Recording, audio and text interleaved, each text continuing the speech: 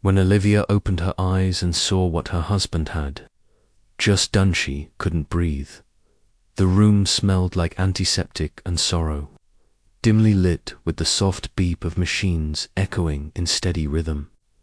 Olivia Munro lay perfectly still on the hospital bed, her face carefully composed behind the bandages that covered her eyes.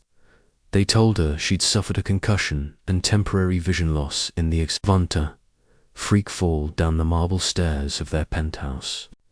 But Olivia remembered the slip, the sharp twist of Marcus's hand at her elbow just before her world spun. The doctors assured her she'd recover her sight completely within days. The bruising was light, her optic nerves were fine, but Olivia didn't tell anyone she could already see. She hadn't told the nurse who adjusted her not her assistant who visited briefly, leaving behind a bouquet of lilies, and certainly not Marcus, her husband of 3 years, who sat beside her now, with fingers curled around hers like a man deeply in love. He whispered her name, brushed her forehead gently, promised her everything would be okay. "You're going to be fine, baby," he said softly. "I'm here. I'm not going anywhere." Then, after a pause, he stood. Olivia heard the soft rustle of his suit, the subtle shift in his tone as he turned to someone outside. "She's still asleep. I'm stepping out for a call." The door clicked shut behind him. A few seconds passed, then Olivia opened her eyes. The overhead light flickered, faintly, casting shadows across the sterile white walls. She stared at the ceiling, her heart pounding with a rage so quiet it felt surgical. Her fingers trembled slightly, but she forced them still.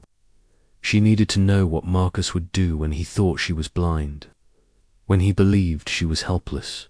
Moments later, she heard his voice again through the thin crack of the slightly ajar door. He was just outside, speaking low into his phone. "No, she bought it. Doctors think it's temporary, but she's playing it safe. Yeah. It worked. Now's the time to move fast." Silence then. "We'll talk later. I'll be back in an hour." The hallway quieted again. Olivia lay motionless, her thoughts hardening into something steely and cold.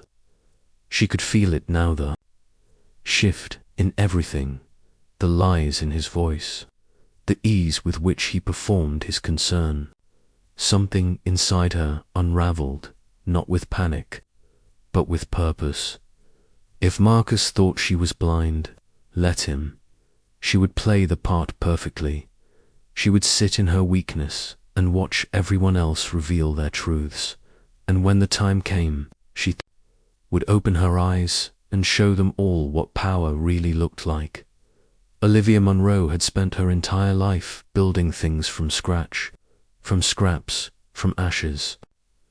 At 38, she was the founder and CEO of Erostech, a rising star in Atlanta's tech industry, with 2 patents under her name and a reputation for brilliance tempered by steel. But what most people didn't see beneath the tailored power, suits and decisive boardroom presence, was the girl who'd once watched her mother sob alone in the kitchen at midnight while her father slept off the scent of another woman. That memory, her mother's silent devastation, shaped Olivia's greatest fear: loving the wrong person, trusting someone who didn't deserve her. So when Marcus Munro came into her life, charming, poised, attentive in all the ways her past lovers had failed, she let herself believe. He wasn't just a corporate litigator with a square jaw and a confident stride. He was the man who brought her tea when she worked late, who asked about her code and actually listened, who told her she didn't have to do everything alone. After 2 years of dating, he proposed with a sapphire ring and promises of partnership.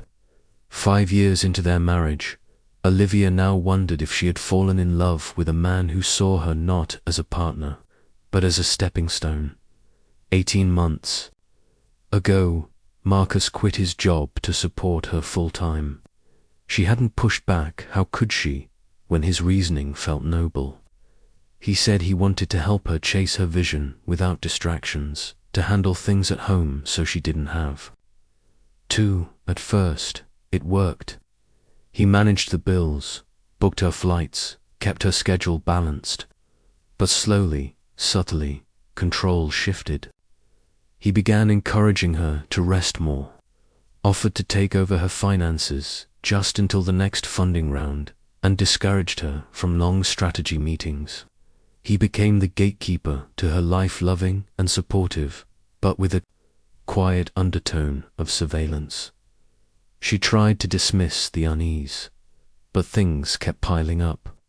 Missed calls from Marcus at odd hours, texts that he would quickly delete, nights he said he was working out that stretched far too long, with no sweat on his shirt when he returned.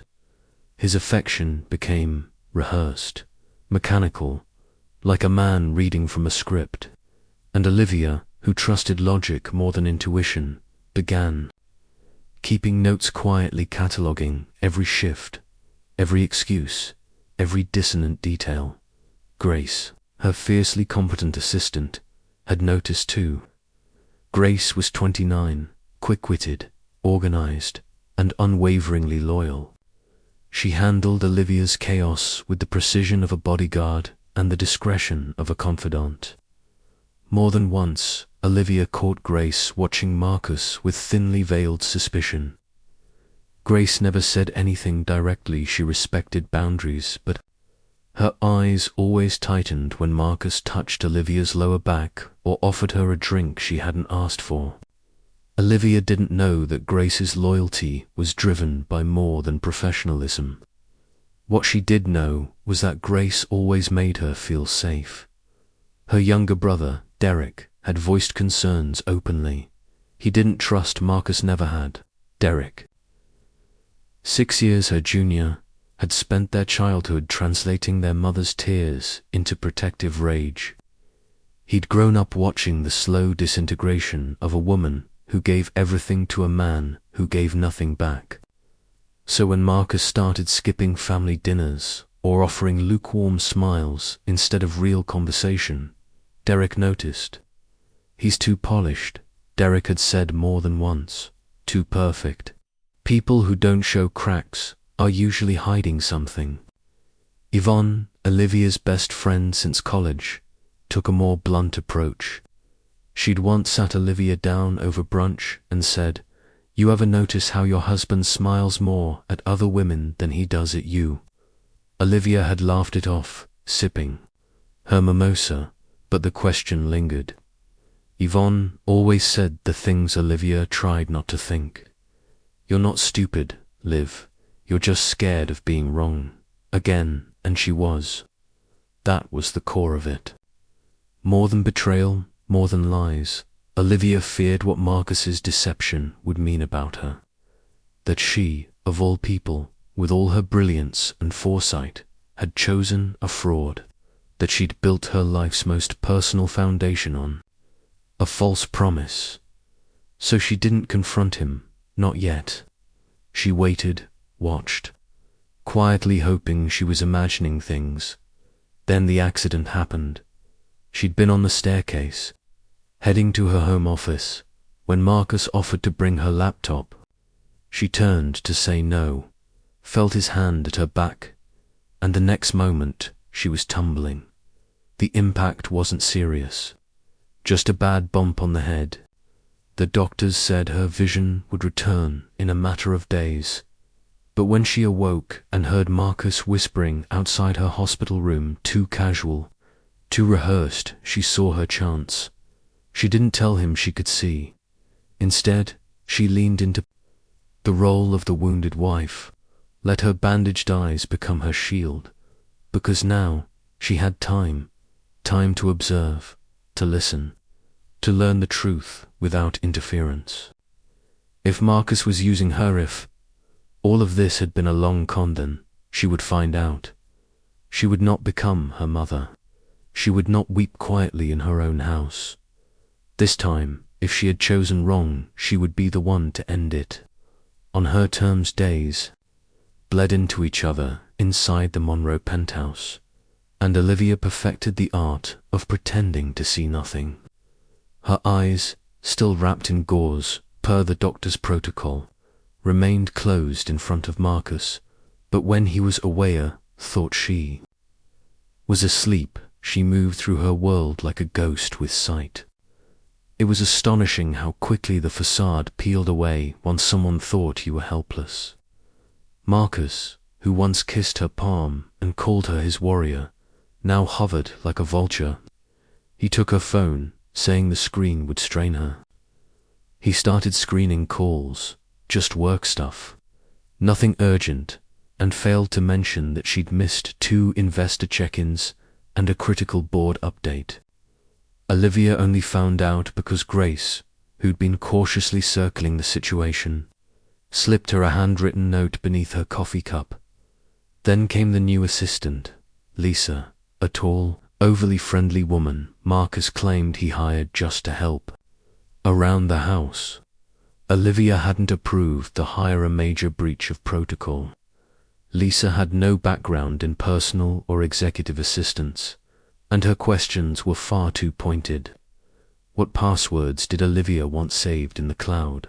Would she like Marcus to help update her financials? Olivia played dumb. She asked Lisa to describe colors to her, to read her documents aloud in a flat voice, all while memorizing every careless phrase. It didn't take long for Marcus to slip. Olivia, resting in the sunroom one afternoon, heard him on the phone. She couldn't see his face, but the arrogance in his voice was unmistakable, sharpened with smug confidence. "Don't worry, babe," he said. "Just a few more weeks. She's not going to see it coming, literally." The laugh that followed was the final nail. Not just betrayal. Calculated cruelty. Olivia sat frozen, her hands clenching beneath the cashmere blanket. The sound of him laughing, so free and warm for someone else, gutted her. He was not just unfaithful, he was orchestrating something, and she was the mark. That night, after the lights were out and Marcus slept beside her, Olivia slid her phone from beneath the mattress and texted Grace in code. Asterisk, red folder. 6 a.m, let's talk. Asterisk. The next morning, Grace came early with coffee and eyes that darted with concern. In hushed whispers behind Olivia's closed bedroom door, Olivia took a gamble. She told her the truth, that she could see, that she had heard, that Marcus was playing a game far more dangerous than anyone had imagined. Grace's face hardened with quiet fury. She didn't say, "I told you so." She just nodded and said, "Then we play smarter." They began the operation in secret. Grace installed a hidden recorder in the study. Olivia quietly memorized Marcus's routines, his computer habits, the code he used to lock a folder on his tablet, her tablet, really. Every document he signed behind her back, every financial account he accessed, Grace started tracking. They found that Marcus had begun the paperwork to move large portions of their joint assets into an offshore account. Worse, he was initiating transfer steps on Aristec equity fractions at first, but cumulatively dangerous. Lisa, they discovered, wasn't just an assistant. She'd once worked at a boutique financial firm linked to one of Marcus's old college friends. Olivia suspected she was more accomplice than employee. Olivia's heartbreak settled into something colder. Not just sadness. Strategy. She couldn't afford grief, not yet. She knew Marcus well enough to understand that he'd wait until she was legally cornered. She'd seen her mother trapped like this, too silent, disoriented, humiliated. But Olivia was not her mother, and Marcus wasn't going to win then. As if sensing her defiance, Marcus floated a new idea over breakfast. "Babe," he said gently, brushing toast crumbs off her lap. I know you're still recovering, and I don't want you to stress over anything, so I talked to our lawyer. We should probably set up power of attorney, just in case, you know. Just temporary." The words tasted like poison. Olivia smiled, nodded faintly.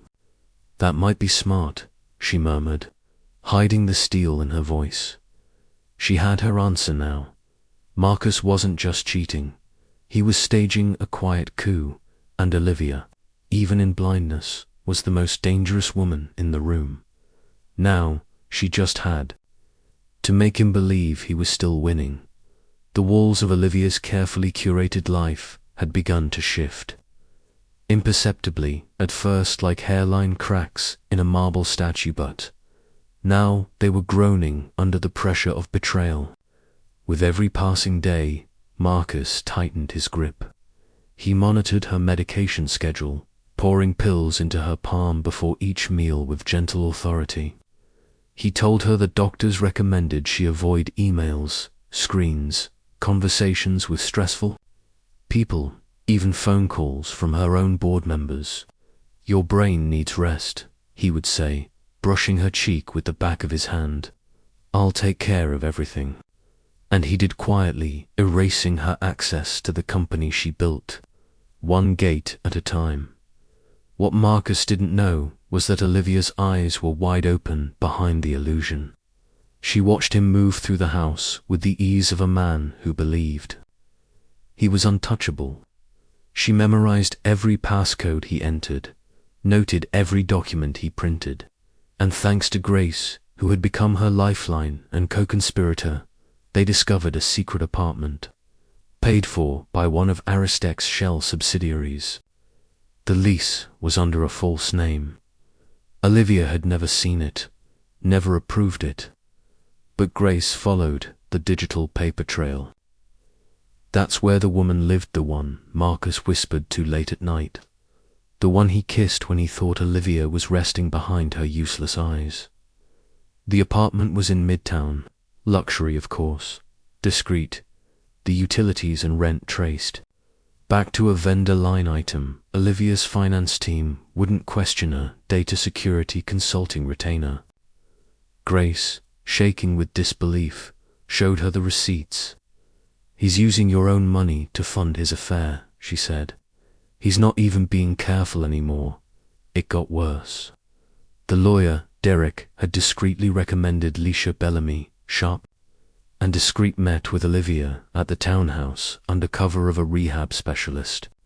Together, they reviewed financial reports that showed Marcus had forged her signature on multiple internal authorizations.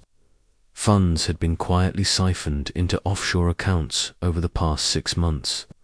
Small amounts at first, then bolder sums. Once Marcus assumed she wouldn't be watching. The documents were crisp, clinical. Alicia didn't sugarcoat it. "He's planning to cut you out, and he's almost there."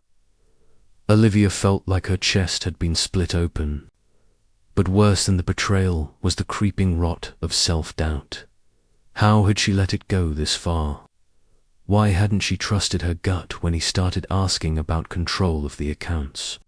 When he discouraged late nights and long meetings under the guise of care, she had mistaken his coddling for support. She had chosen comfort over clarity. The memory of the early days haunted her, how Marcus used to watch her speak at conferences with awe in his eyes, how he'd told her she was a miracle, in heels, a queen in code. He'd massaged her shoulders after 14-hour days, told her no one could lead the way she did, and she'd soaked it up. After years of mistrust and masculine ego, Marcus had seemed like peace, like stability, and in her hunger for something that wouldn't fall apart, she had let him in.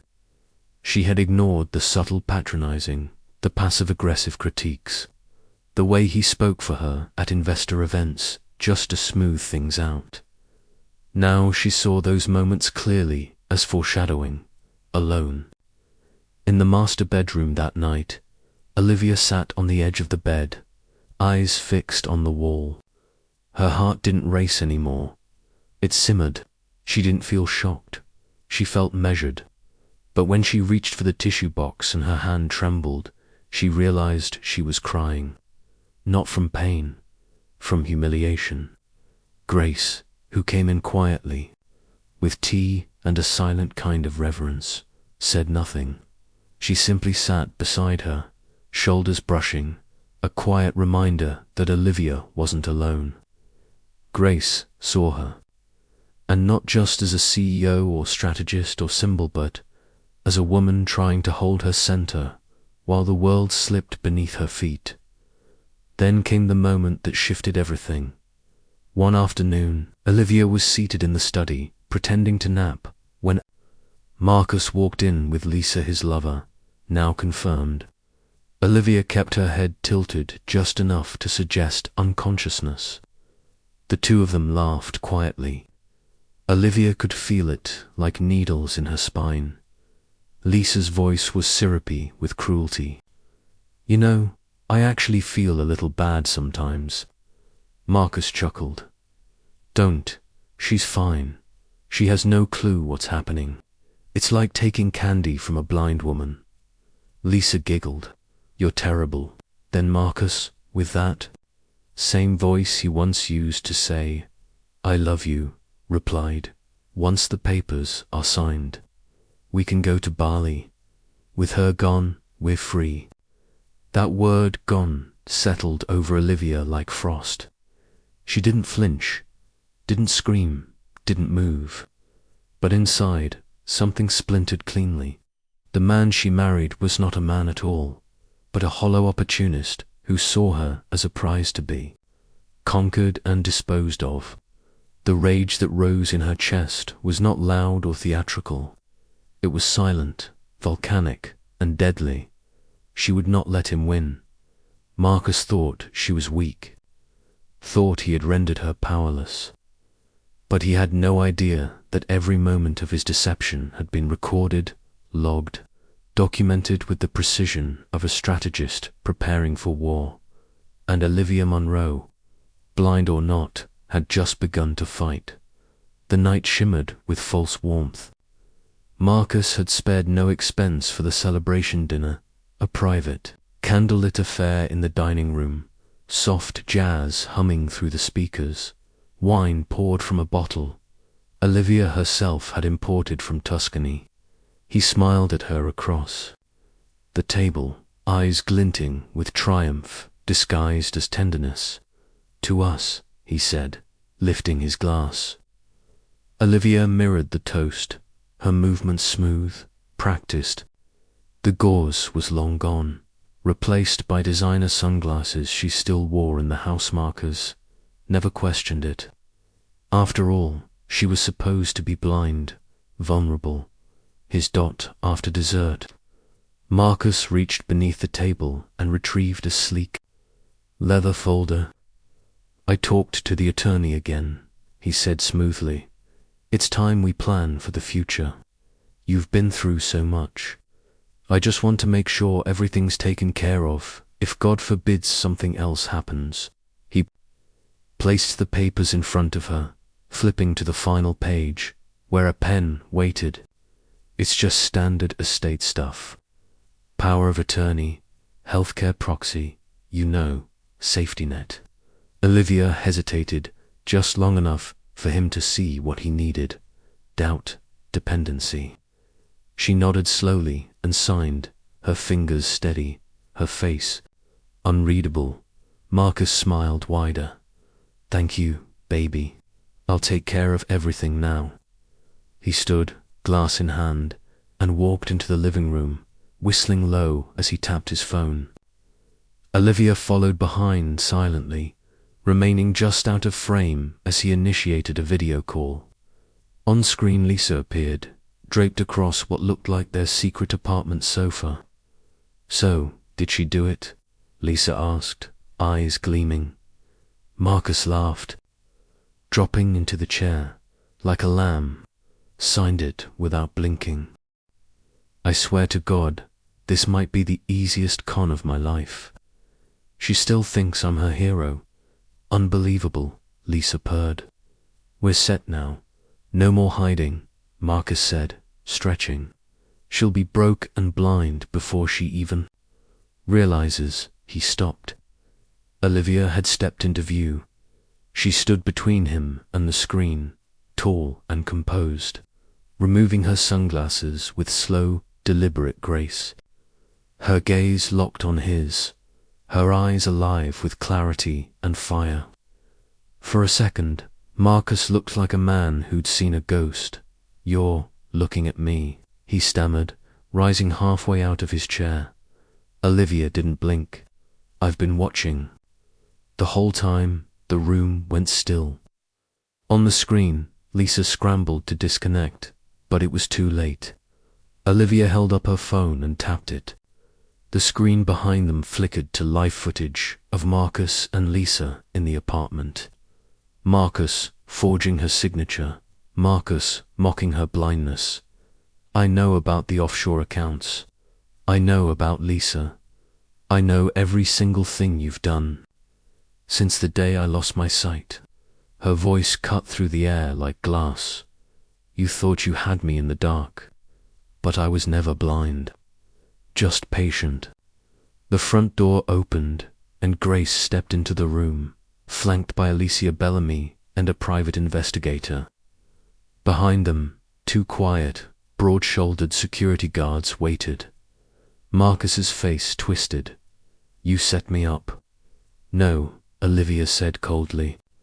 You did that all by yourself. He lunged, suddenly, as if instinct would save him. But security was faster. They caught him mid-stride and slammed him to the ground, pinning him as he shouted obscenities, still trying to spin the narrative. This is a mistake. You're crazy, Olivia. You need help. I needed the truth, she snapped. And I got it. She stepped closer, towering over him now. The man who once called her goddess now flailed like a child caught stealing from the temple. I gave you everything, Marcus. My heart, my home, my empire. And you tried to take my sight. You wanted me blind inside and out. But I see you now. I see everything. Marcus writhed on the floor, eyes wide with panic as the investigator began reading him his rights. Alicia handed the real contract, the fake one he'd thought Olivia signed to the guards. Grace walked to Olivia's side, calm and unwavering. You underestimated the wrong woman, Olivia said, her voice firm and final. And now you get to watch me rise without you. Marcus was dragged from the room, screaming her name. But Olivia didn't flinch. She turned to the window, pulled off the last remnants of her disguise, and breathed deeply free for the first time in years. Grace stepped beside her, silent, steady. Outside, the city lights glowed like fireflies. The empire still stood, and now its queen had her eyes open. The storm didn't end with Marcus's arrest, but it cleared the sky. In the days that followed, Olivia moved through the fallout with measured strength. Marcus was charged with fraud, attempted financial abuse, and falsification of legal documents. The media caught wind quickly, but Olivia met it head-on. She issued a statement that was neither angry nor fragile. It was resolute, clear-eyed, and honest. I was misled.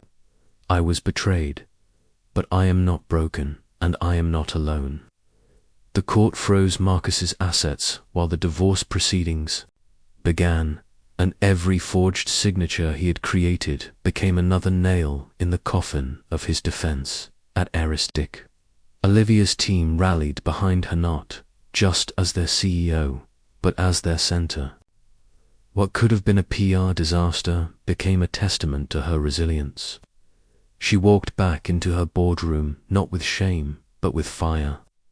She'd survived betrayal at the deepest level and emerged not bitter, but awake. Shareholders watched as their leader reclaimed not only control of the company, but something more vital, herself. Still, Olivia knew she needed more than board meetings and headlines to heal. So she stepped away, not forever, just long enough to breathe. She handed day-to-day operations to Grace, who stepped into her new role with quiet strength and fierce loyalty. Grace had proven herself in every way strategic, unshakable, and devoted, and Olivia trusted her like no one else. Their friendship, once tethered by duty, now flourished in honesty. There were no more secrets between them. Olivia traveled, not to escape, but to reconnect. She went to the Amalfi Coast, where she wrote in leather-bound journals and walked barefoot along the cliffs.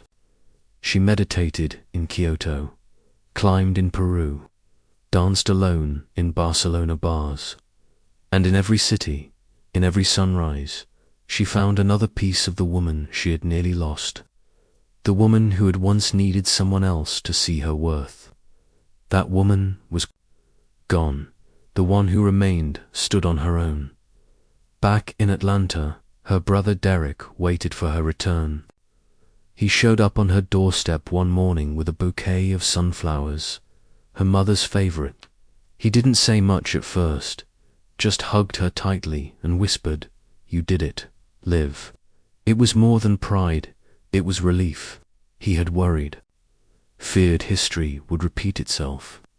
But Olivia had broken the pattern. She hadn't just survived, she had risen. For the first time in years, Olivia let go of the guilt. She stopped blaming herself for trusting Marcus. She acknowledged the wounds, not just from her husband, but from the years of watching her mother cry in silence while their father lived two lives. Olivia had believed love meant sacrificing your instincts for peace. Now she knew, real love doesn't ask you to shrink. She didn't just move on, she moved forward. Olivia established the Phoenix Initiative, a fund dedicated to helping women escape and recover from financially abusive relationships. It offered legal counsel, emergency grants, financial education, and most of all, community. It was her way of turning pain into purpose.